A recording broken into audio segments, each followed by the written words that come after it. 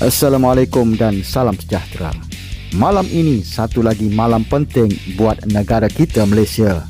Malaysia akan turun menghadapi Vietnam dalam aksi timbal balik ASEAN Hyundai Cup 2026 separuh akhir perlawanan kedua, dan kali ini tugas kita memang cukup mencabar.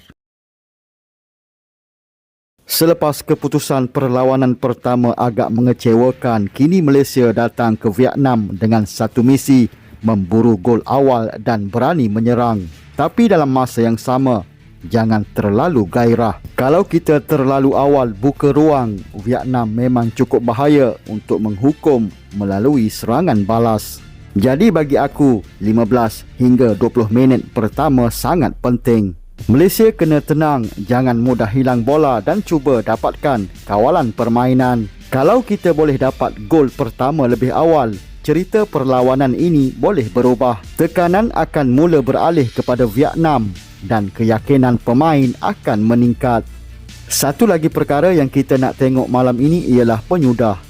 Gameplay mungkin ada, peluang mungkin boleh dicipta.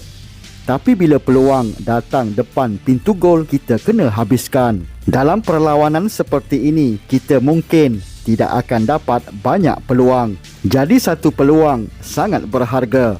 Ibarat satu peluru, satu musuh. Kepada barisan pertahanan, kena sentiasa fokus.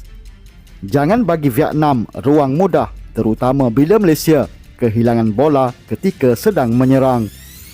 Malam ini tak perlu fikir terlalu jauh, cari satu gol dahulu. Dapat satu, kita kejar yang kedua. Selagi wisil penamat belum dibunyikan, peluang itu masih ada. Dalam bola sepak, kadang-kala kita kena turun dengan keyakinan bahawa kita mampu mengubah keputusan.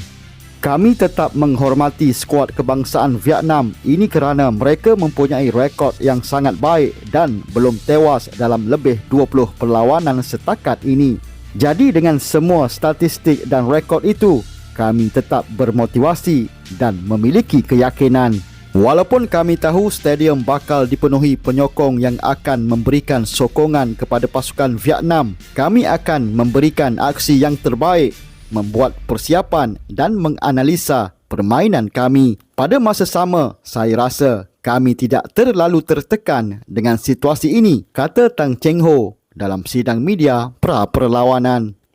Apapun keputusan nanti, kita harap Harimau Malaya turun dengan semangat, keberanian dan berikan segala-galanya di atas padang. Adakah Malaysia boleh lakukan kebangkitan di Vietnam? Korang rasa macam mana? Tinggalkan ramalan keputusan di ruangan komen. Jangan lupa subscribe Studio Bola MY untuk ulasan selepas perlawanan. Ayuh, Harimau Malaya!